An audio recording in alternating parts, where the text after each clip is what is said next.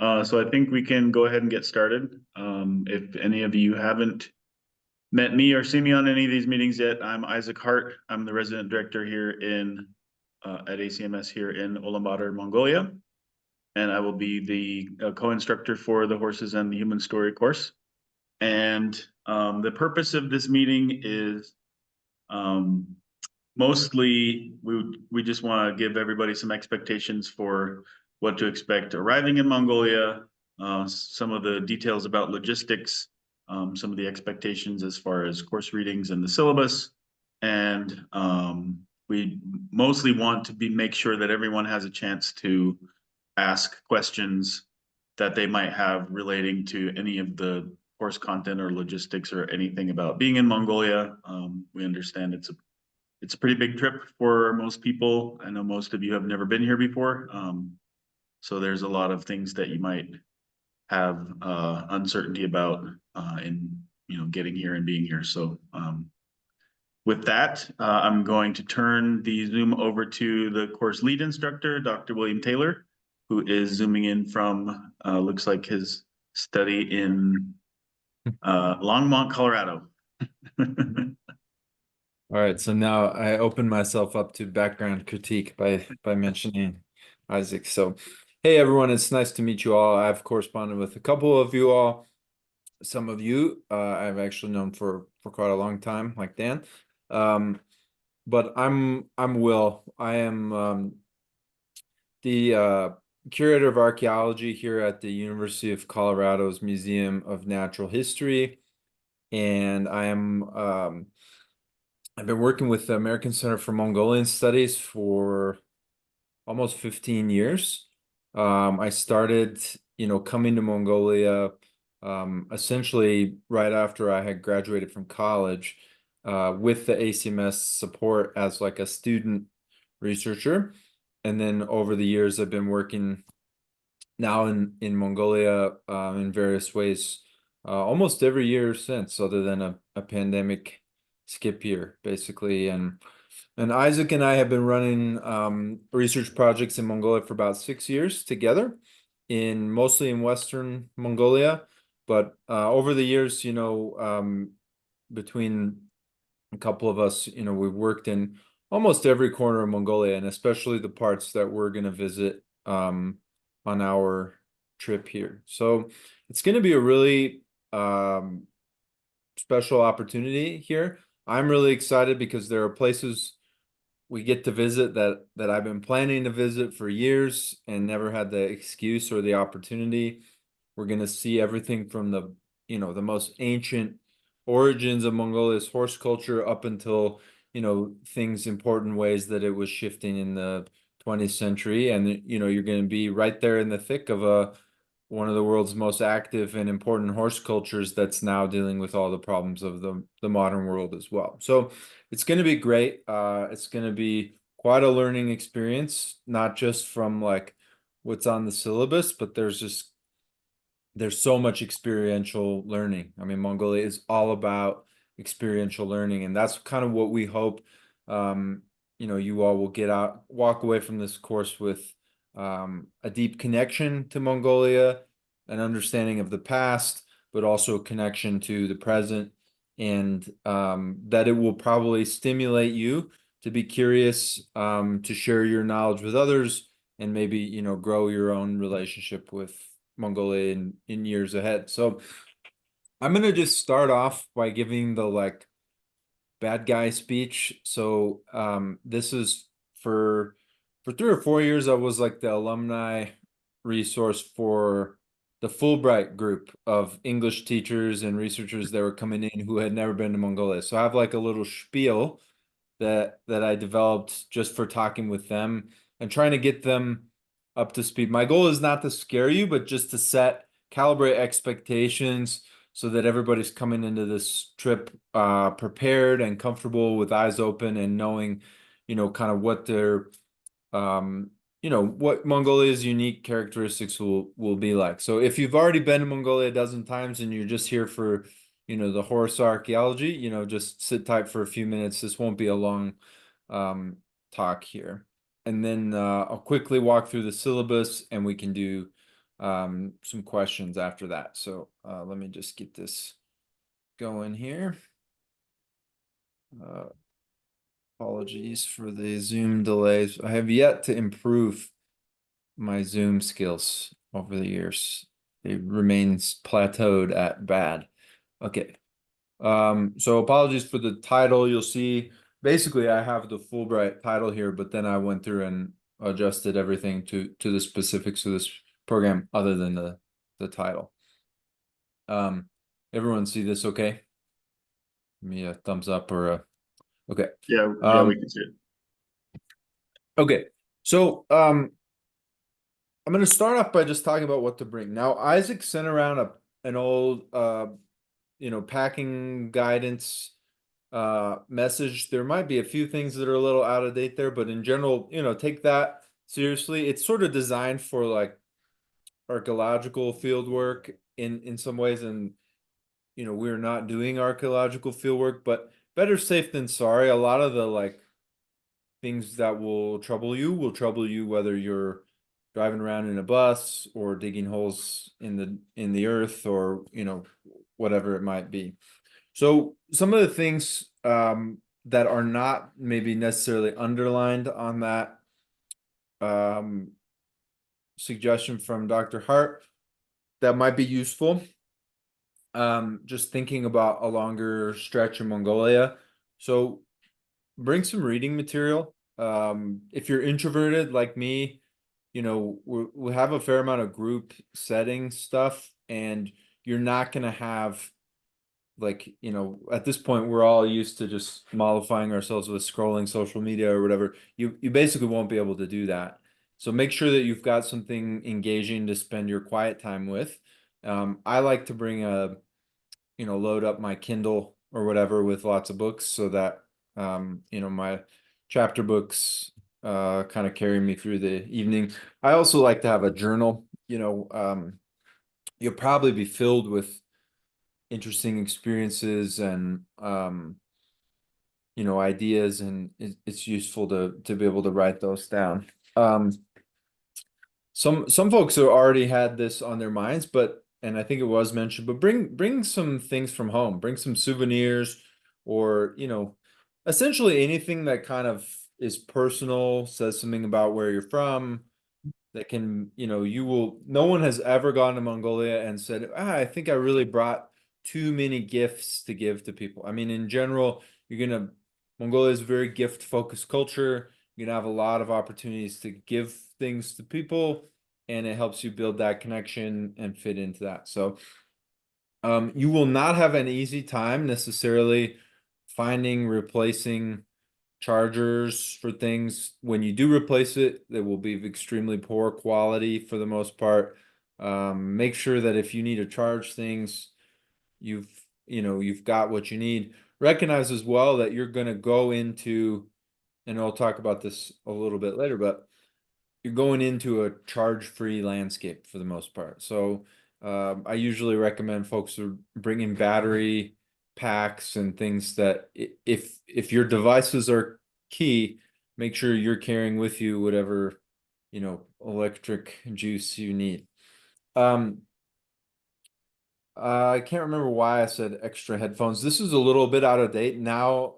Nowadays, I'd say most devices are not even compatible with like wired headphones, but I do think people often like really regret the whole Bluetooth headphone thing in the field, which is I think why I wrote that down when I first made this. Important thing here is like the medical stuff, and we'll also return to this in a minute, but you will not be able to access anything that you take for granted, other than perhaps bandages or ibuprofen. But even that is going to be a bit of an ordeal. Like we're used to being able to buy these things, Benadryl at the gas station or whatever. Not the case here. You're going to have to go to a specific pharmacy. And most things that you would take for granted, nowhere to be found. That's not to say there's nothing to be found, but the whole pharmacy system is going to be very different from your expectations. So along those lines, I would say sun protection is the big one. Now, if you're also a bug sensitive person, Mongolia does have, seasonal and localized bug populations so in general, I wouldn't say like the mosquitoes are like huge in comparison to, tropical places, but you will, because it is a very seasonal climate, you'll occasionally encounter environments in which you are the only prey for a huge hatch of whatever is out in the air. So, prepare yourself. I'll be honest, most of the time I'm not a bug spray guy. Most of the time I just cover myself from head to toe. I wear a hat, I wear jeans, I wear a long sleeve shirt. And Mongolia will get warm in the summer. Like if you're standing out in the sun, it could be, 80 degrees and so but I like to wear long sleeve shirts that have good ventilation. That also doubles as sun protection, right? So it expect very high UV exposure, comparable to what you might get in the mountains in Colorado, if but much more so than you would necessarily anticipate, given it might not be hot, but you could get a sunburn from the car windshield, it's that sort of thing. So there's also been some questions here about this, so I just want to reiterate. Um, one of the biggest points of discomfort people experience in Mongolia is cold. So it might be really nice in the day, but uh expect it to occasionally, especially in the mountains, get extremely cold at night. Even down to the freezing adjacent zone sometimes. Um, and you don't want to be that person who didn't uh bring enough, warm sleeping stuff because, then you're not going to sleep well. It'll start to metastasize and it can impact your trip. So bring a nice cold weather rated sleeping bag. You could, if you're coming early to UB, you can buy some things, but you're gonna pay the iron price. I mean, it'll be, expected to be 3 or 4 times maybe as expensive as getting something in the US if you want to get like nice camping gear or something like that. Water filter. So I'll reiterate this again later, but do not drink the water ever at all unless it's, boiled. Um, Mongolia has millions and millions of livestock in every square inch of the country, and the pathogens that you will encounter, Mongolian people will drink out of the river and everything will be fine because they have the immune training on this stuff. You won't. You will probably get a stomach discomfort or worse if you just, sip water out of the lake or the river, and even, you know, um, tap water or something. Don't recommend that you do it. So when we're in the countryside, it's useful. I find it very useful to have one of those Life Straw self-filtering water bottles that you can just, scoop up. I think for the most part, we're not going to be in like dangerous situations where people are foraging or whatever, but you never know what situation you might be in, and I recommend just having the ability to comfortably drink water is a nice, thing to build into your day, especially if you're planning, a lot of these things I'm going to say are just general guidance for Mongolia. I don't know whether any of you or all of you or none of you are planning like your own additional excursions before or after. I assume because it's a long ways away that some of you are going to do that, and these are more like warnings and advice for that sort of thing. Um, okay, so in general, the main thing, don't overpack here.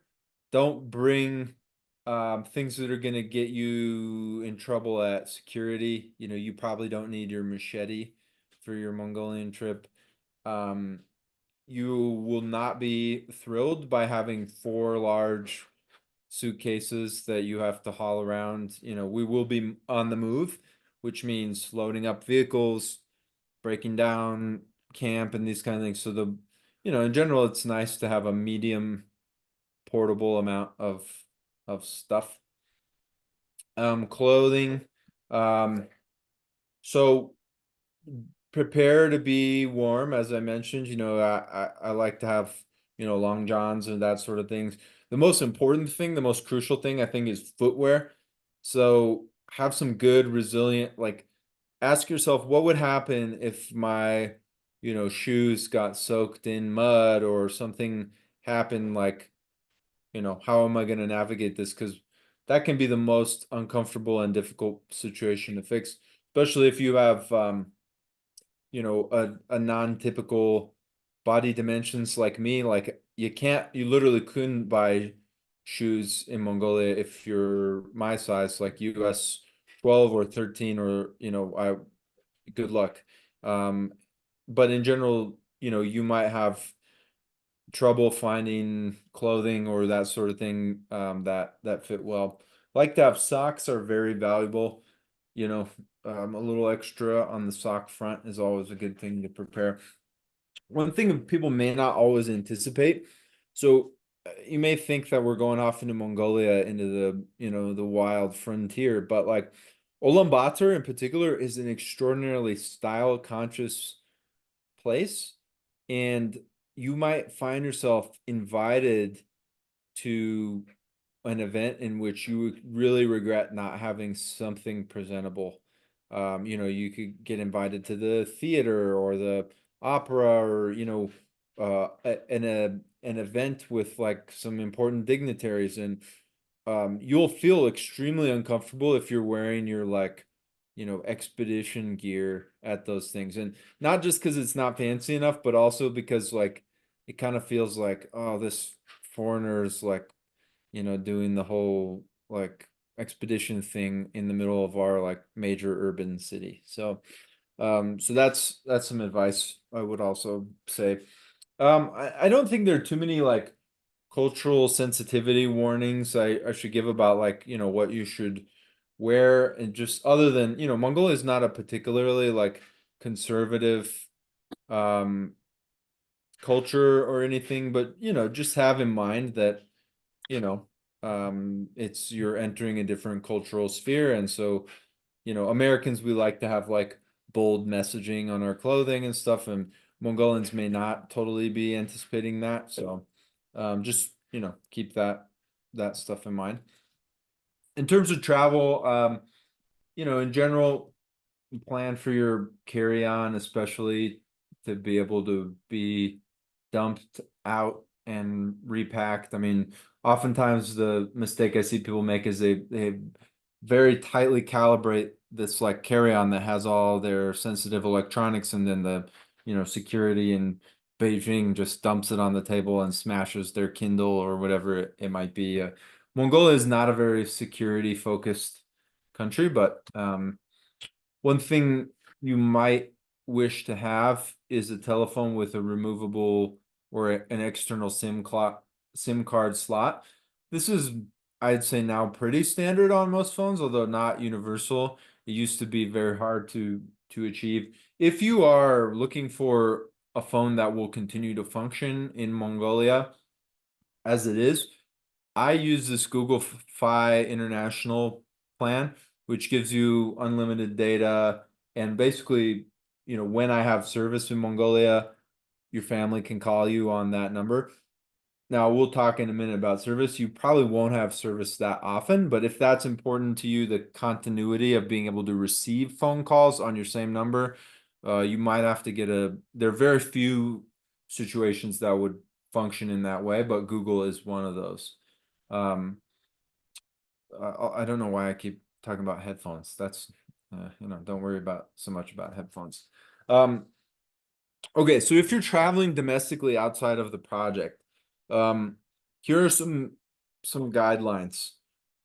I mean, you'll find that especially in Ulaanbaatar, there are no taxis really. I mean, you can get a taxi, and in particular, ACMS can probably offer you like a recommendation of like a more reliable service in which you can use an app. Most people still, most of the time, do this thing where they stand in the street, they wave, and somebody pulls over. I mean, I'll do this now. I speak Mongolian. I'm like, a large guy and whatever. The bad stuff does occasionally happen in those scenarios. In particular, if you've been out drinking alcohol, if you're out late at night, don't get into cars with strangers. I mean, it sounds obvious, but there's always, especially when I talk to 19-year-olds, you never know what's going to go through their mind.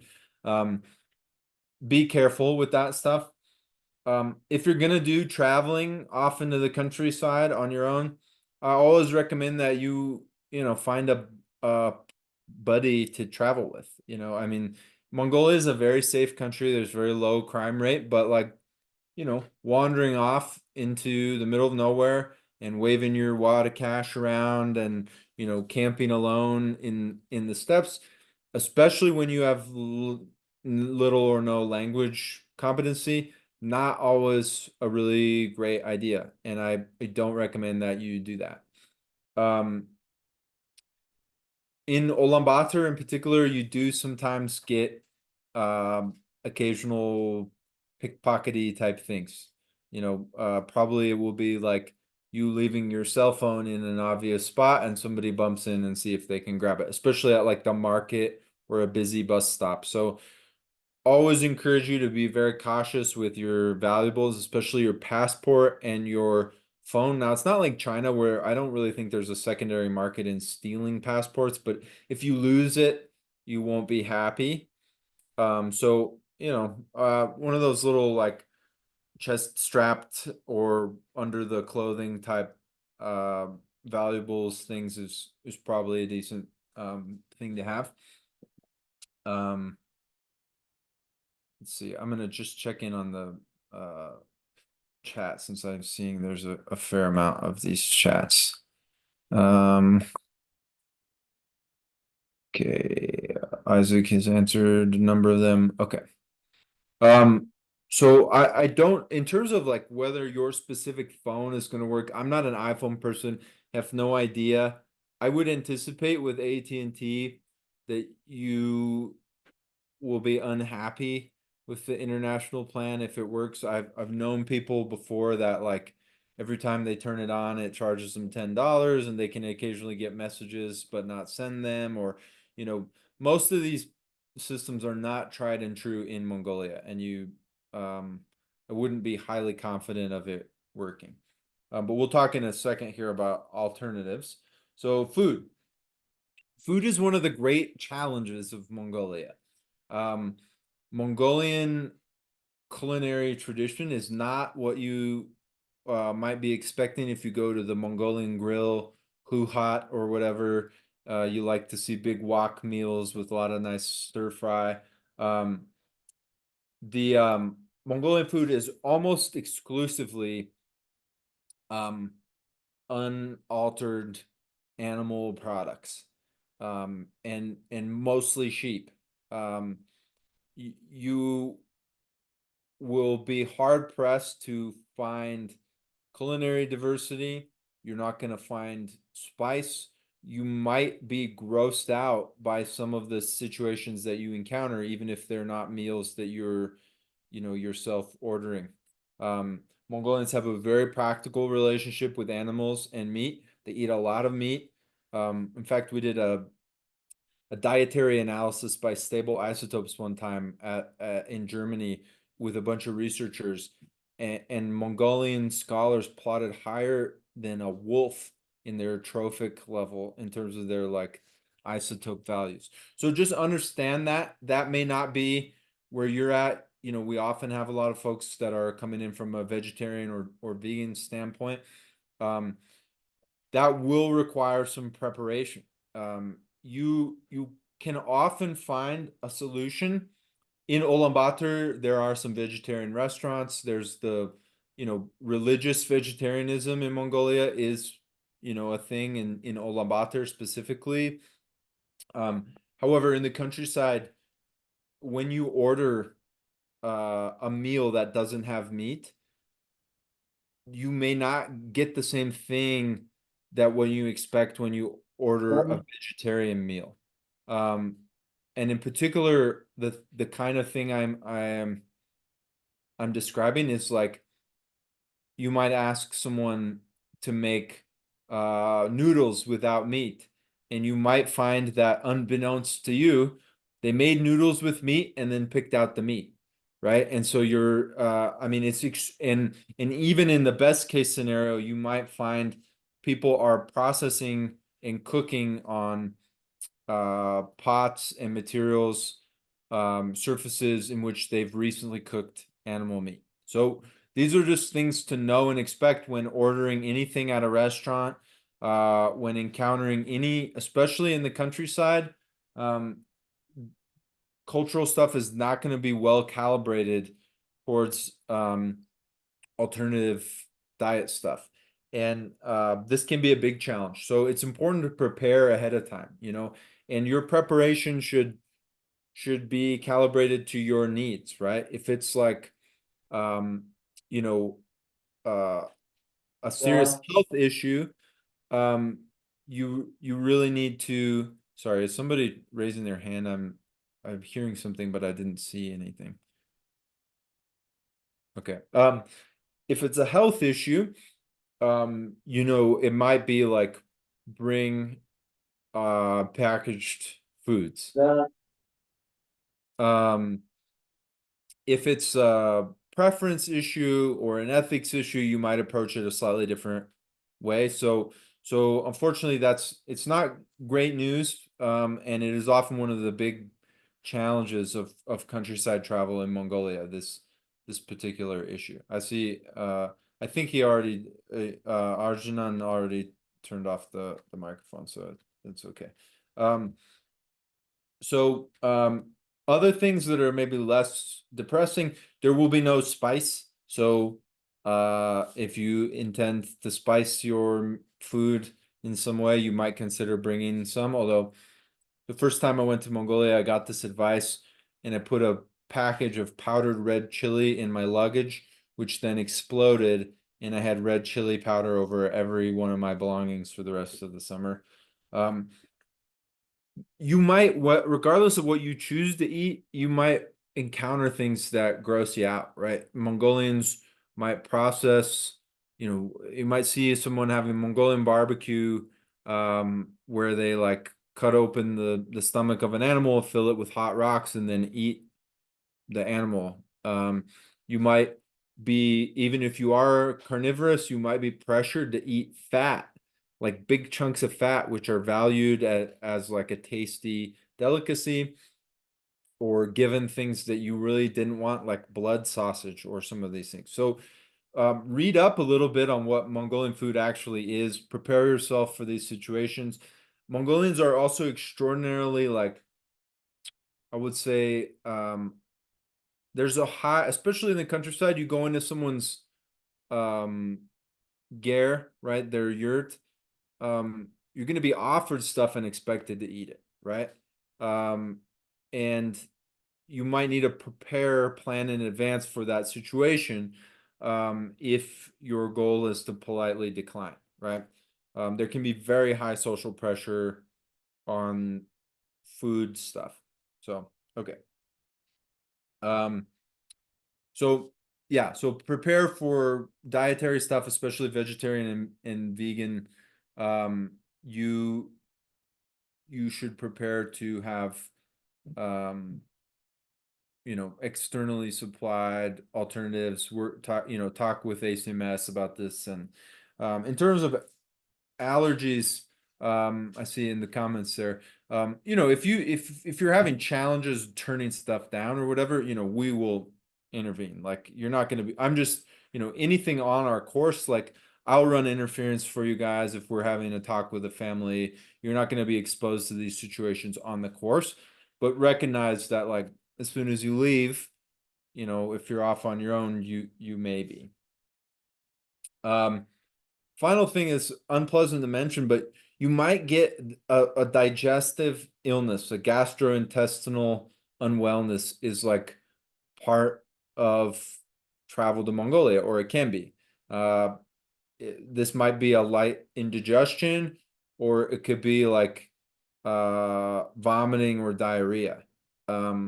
And sometimes people get something called traveler's diarrhea, which is, usually just a pretty innocuous, uh, microbial, problem in the gut, but basically they're, poop all the time, every day for several days, and this can turn into a significant situation, and it can dehydrate you. It can, over time, that can be pretty serious. So I highly recommend folks planning for this contingency by just talking to a travel doctor. Usually they'll give you a little pack of Cipro or something like that, just so that if it happened to you, you enter day 2 of like major intestinal discomfort, you have something that can get you out of it. I already mentioned this, but just don't drink the water. Don't brush your teeth with the water. Don't drink the magical, healthy spring of healing waters unless you're totally willing to take the digestive consequences. Okay. Money stuff. Do not anticipate being able to easily exchange US dollars. And this doesn't mean that you can't bring US dollars and exchange them when you arrive. That's often a very viable strategy to getting, your currency for the trip. But you can pretty much only do that in Ulaanbaatar, and they might go through your stack of money and say, no thanks, no thanks to 30% of it because it's too crumpled. I don't know why that is. They seem to have no awareness of like the counterfeit technologies built into money in the US, and they're more interested in whether it looks new or used. So people sometimes get in bad situations with that where they're planning to like um they've got their whole money for the trip and then all of a sudden they can't use half of it. So another alternative here is to use an ATM. Now this is where I get most of my money when I'm in UB or in Mongolia, but recognize there are daily limits on most ATMs, and almost any like local bank or smaller bank ATM is a big roll of the dice for your debit card or whatever. Like it can and does happen pretty regularly that the card will be eaten and you won't be able to contact, you know, the bank or whatever to get it back. So there, the way around this is to use ATMs that are vetted, primarily Han Bank, right? These are like the biggest national bank, green logo and whatever, and there's English options, and um they are, oriented towards international withdrawals. Um, yeah, there's some other notes there in the chat that are useful, large denominations. So yeah, don't expect to be able to exchange 20s, honestly. And coins, no way. So some medical care stuff. We're going a long way from medical infrastructure. And that applies the moment that you go to Ulaanbaatar, to be honest, depending on the condition. I mean, hospitals in Ulaanbaatar will not be able to treat more complex or unusual medical conditions. And as soon as we leave Ulaanbaatar, for example, if you get rabies in Mongolia, uh, there's nothing they can do for you in Ulaanbaatar. You'd have to go to Beijing or Seoul or something like that. So don't get rabies, don't pet dogs. Remember, treat your risk assessment choices with the understanding that like you are a long ways from medical care.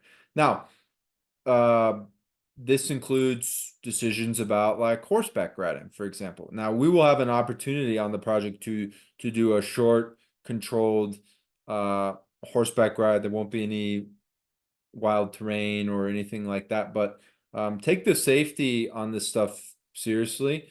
Don't recommend, you can at any point somebody might offer you to ride their horse. Uh, don't recommend that you do that. Oftentimes you'll get, a cowboy will have the most spirited horse in the world, and you might think it's funny to see what happens when the American gets on it. People might want to wrestle you, especially if you're male. You will get challenged to wrestling. You're going to lose. You're going to fall painfully to the ground, and you might injure yourself. So these kind of little day-to-day risk assessments, be cautious. Many of the areas we're going, there aren't roads.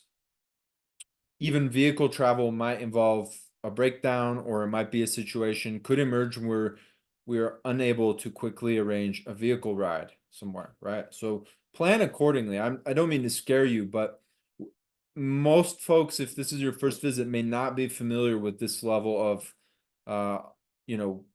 distance from emergency infrastructure. Um, Crossing the street is a big one. I've personally witnessed several people get absolutely whacked by cars in a way that seriously imperiled their life, just because there's no like confident like crosswalk system in UB. A lot of the times it can be dangerous. Treat everything with the respect and fear that it deserves on this stuff. Don't jaywalk, don't roll the dice. Um, and you'll, otherwise, Mongolia is a very, very safe place to be, but just uh, don't push it. And if you've got a medical concern, make sure that you're discussing that stuff with ACMS well ahead of time about contingencies and these kind of things. Yeah, and that's a good point. So don't expect that the stop and go lights mean anything in Ulaanbaatar. They are not even guidelines. They're more just ornamental decorations that you'll find on the streets, and crossing can be a quite a risk. So about the cell phone stuff, you can buy a SIM card. This is the cheapest way to access locally useful cell service. You will not be able to access cell service unless you're lucky and something unusual happens outside of town. So if we're in a town and you get a local SIM card, you can be able to, cheap data plans are everywhere in Mongolia. It's very easy to get like, many gigabytes of data for very, very cheap in comparison to the US. However, anticipate that you'll be able to use it in Ulaanbaatar and on the road when we're driving through little towns.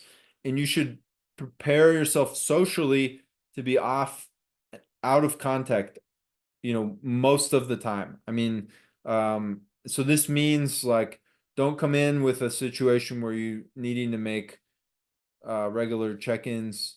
Um, Make sure that you've got your people in your network know where you are, and that you're comfortable with this communication situation. Now, of course, we will have emergency, situations set up, but we're not gonna have you use your, Garmin InReach for the project safety, just to check that, Pookie got fed that night. So plan ahead. Some final notes here, like cultural engagement. So Mongolian culture is extraordinarily welcoming, friendly, really rewarding about, trying folks diving in, being our participant, learning things, sharing what you have to offer from your own background. Um, it's important to be respectful. Respect is huge in Mongolian culture, right? And it's shown in a lot of different ways. Some of the things that I, observations I have about Mongolian culture, you might be expected to do things like sing. I mentioned being pressured to eat. That will also apply.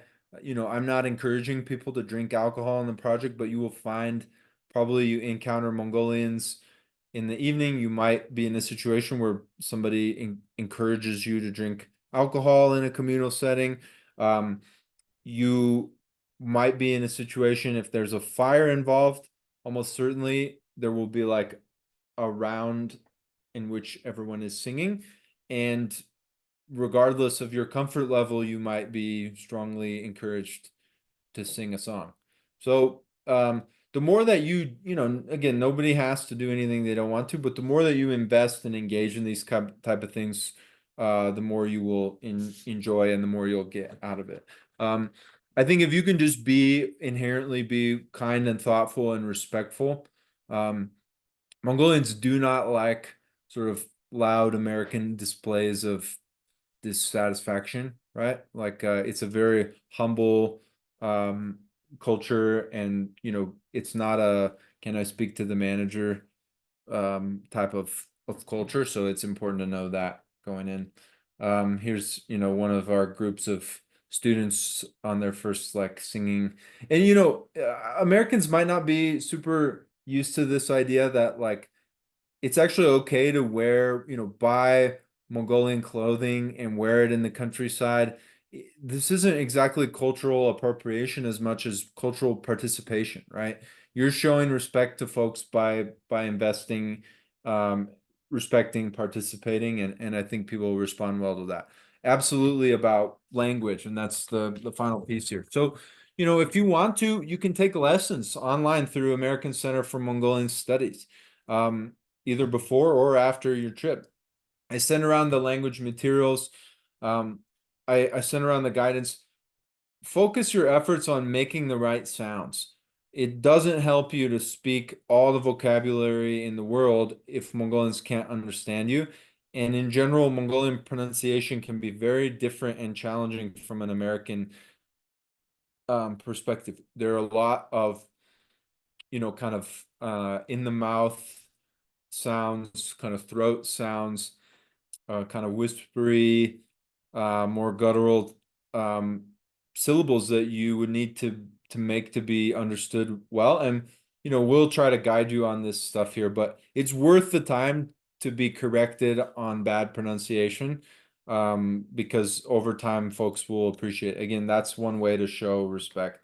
If you might spend some time learning some phrases or background about your own hobbies, interests, work, etc.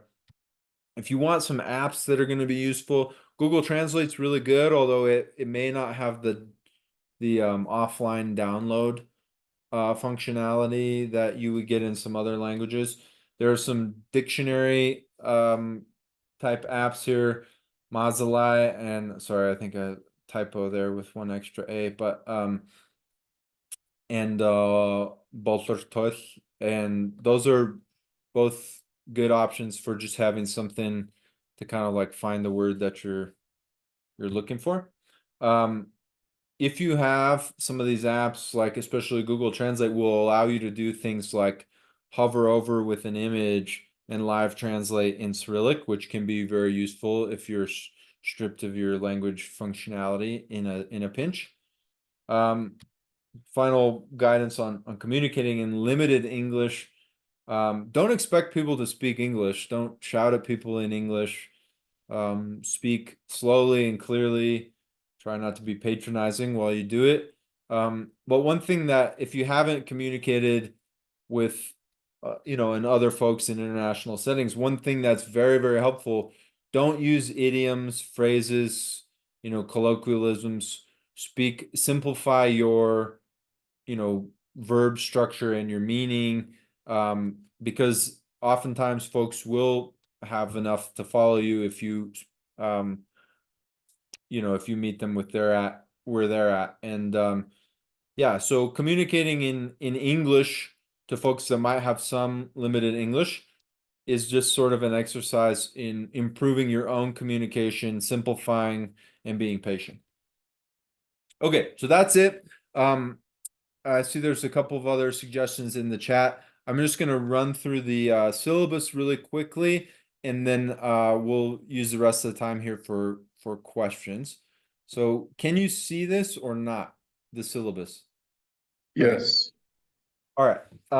So I sent around the syllabus. Hopefully everyone has a chance to read here, look through the learning goals. This is not going to be a heavy homework project or course here. Although I do think it's important that folks do have some work in order to really invest, make sure you get a chance for feedback, you get a chance to share with your peers.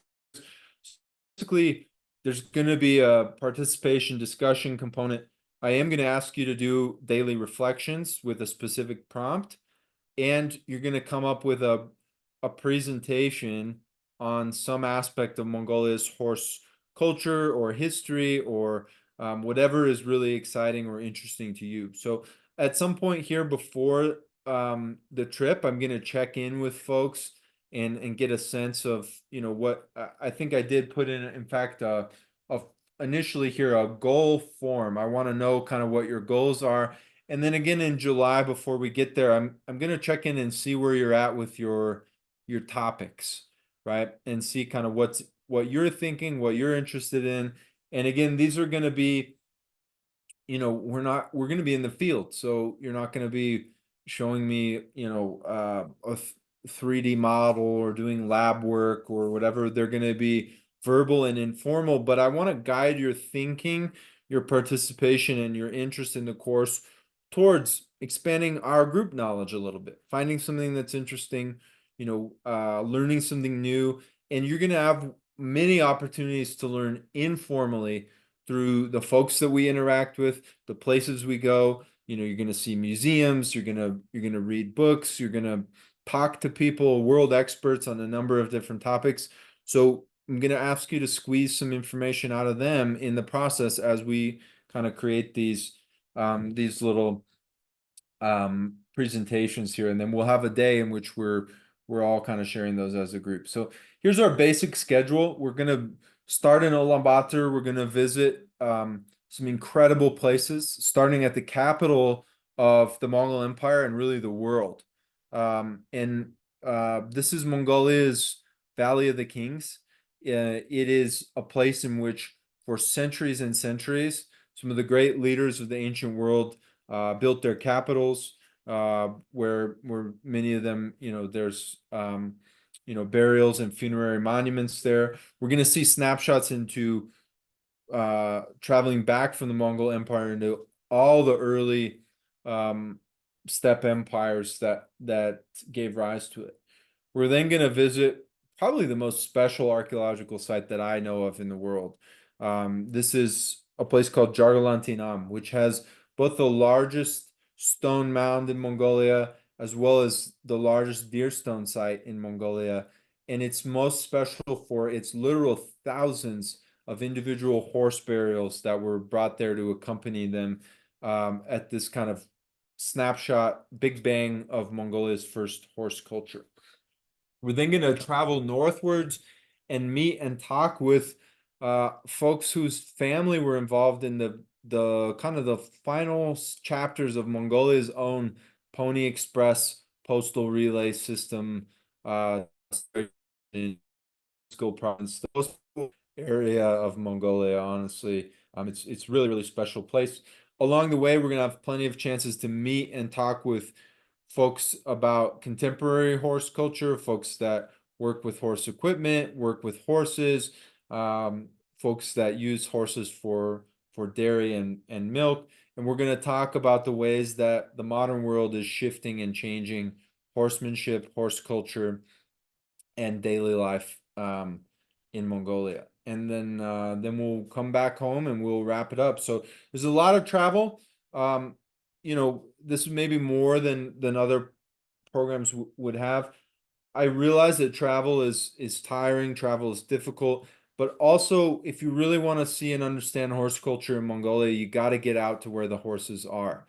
And this means, you know, we do have to put some boots on the ground.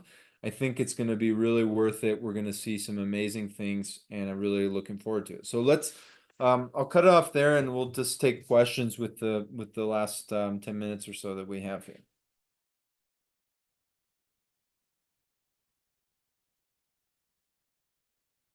Go ahead and raise your hand or just chime in if you got any.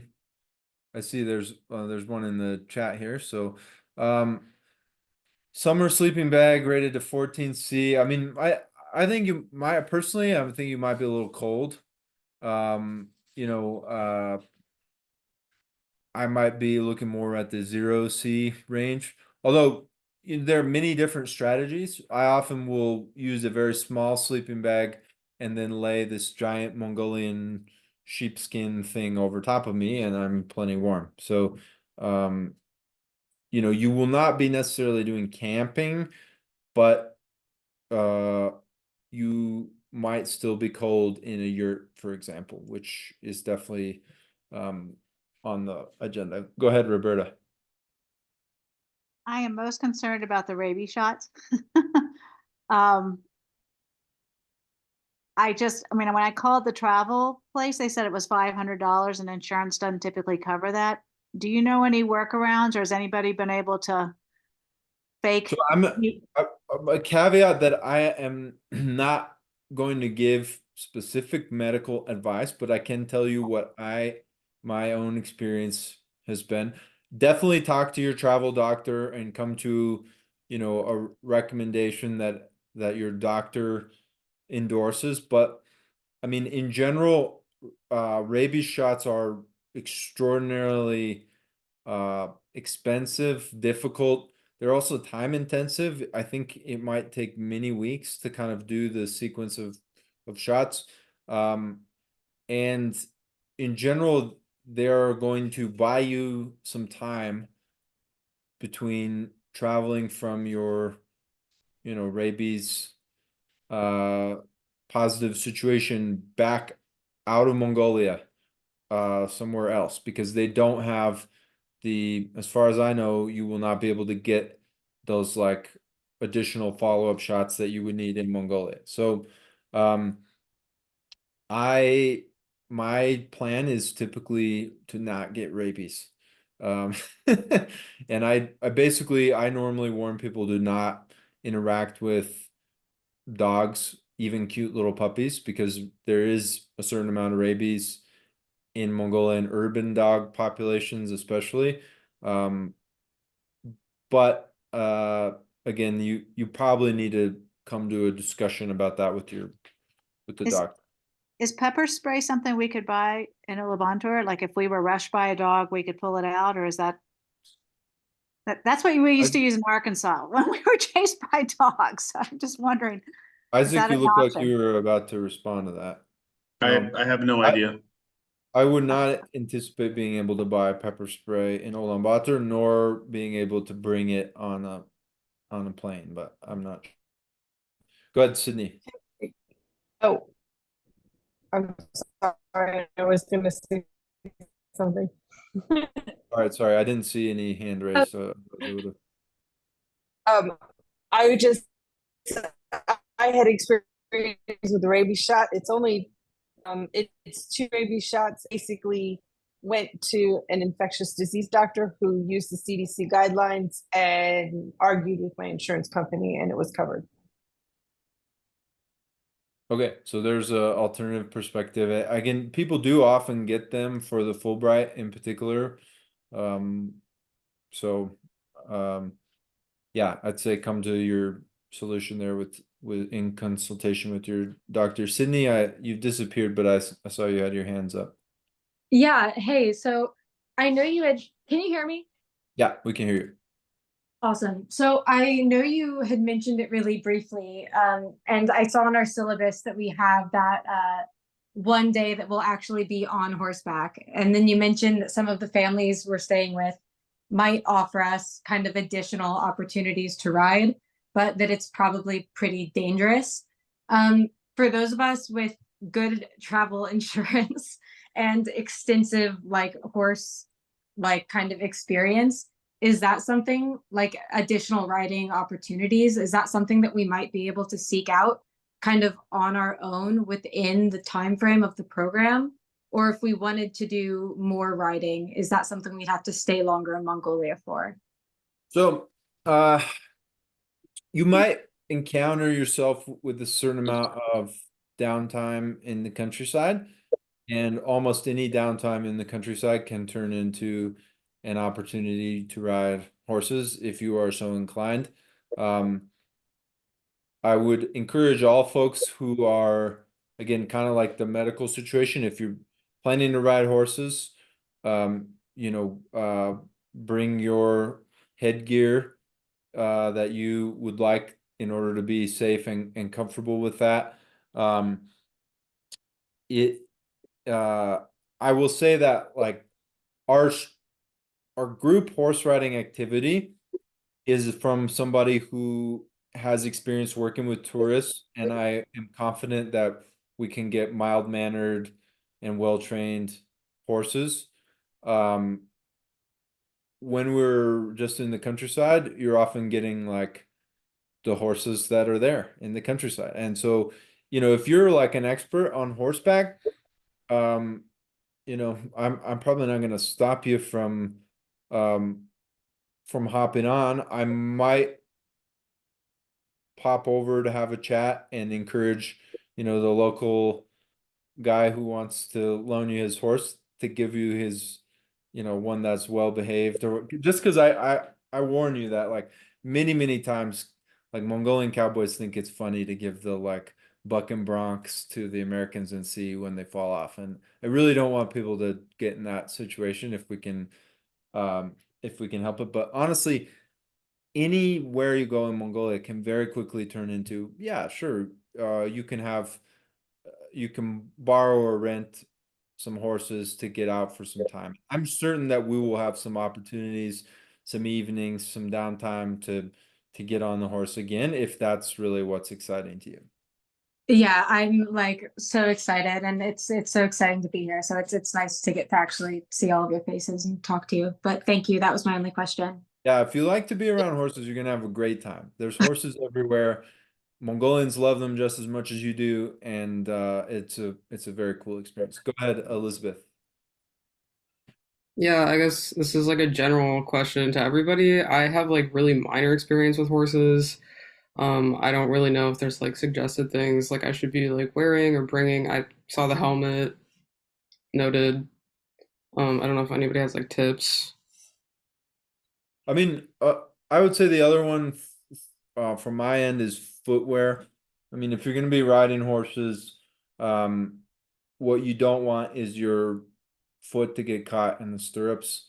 So, sometimes people have specialized riding boots.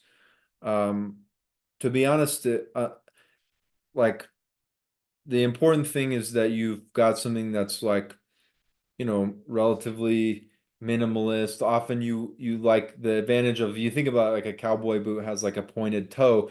That's kind of so you don't get your foot accidentally sliding forward and then getting hooked in there. And so if you have huge feet like me, you might put a little more thought into your footwear. But that would be the other thing, I guess. And uh, jeans or something that's comfortable on the legs is always useful as well. I mean, we won't be on huge long rides, but like it can be uncomfortable in the leg region as well. So Okay, yeah, and there then I looks like guess sorry, just kind of a related question. It was mentioned in one of the emails that we're going to be able to store a suitcase in Ulaanbaatar, like when we go out. Um, yeah, I'm wondering how that would work. Like if we can keep stuff in the city and then take like a smaller bag when we go out. yeah, I think that opportunity should be no problem. Uh, there, there's storage space at the American Center for Mongolian Studies, and I think Isaac's gonna have to leave here, but I'm happy to hang out for another minute and answer questions. Is that true, Isaac? I see you've turned off your camera, so do you want to make me the host? Yeah, if I make you the host, I was just concerned about, if I can have two Zoom meetings at the same time. I mean, you could put one on your phone, but we can also terminate here. I mean, Dan put a suggestion for some other reading. Dan's also got some cool photo essays. He's a long time, Mongolia hand, if you will. Are there other pressing or important questions I can answer while I'm still around here for folks before we lose the? There's another Zoom starting for um the Hostai course here at this exact moment. So I know some of you are actually need to go to that. So all right. Well, I will say this. You now all have my email. Please do, connect with me if you want to touch base on a particular um feature of the program. Spend some time looking at the syllabus, thinking through, and just dive in. It's going to be a great time. I think we're all going to have a really incredible trip. And if we're here to kind of help you get prepared. So be in contact with me, with Isaac, share ideas among yourselves, and really looking forward to the trip.